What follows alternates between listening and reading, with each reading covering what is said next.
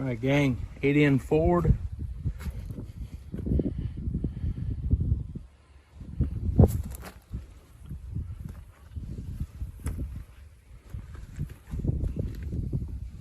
The old tractor doesn't look too bad as far as sheet metal being straight.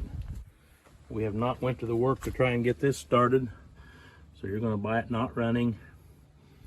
The engine is free, it is not locked up.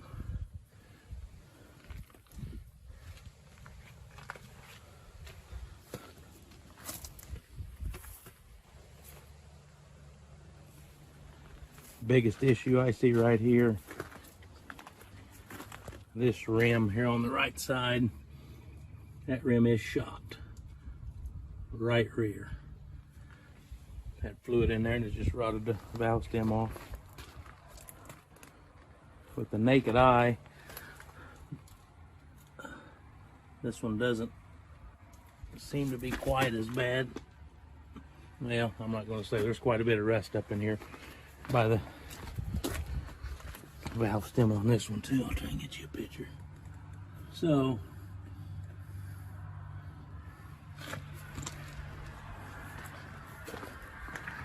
judge for yourself on that one.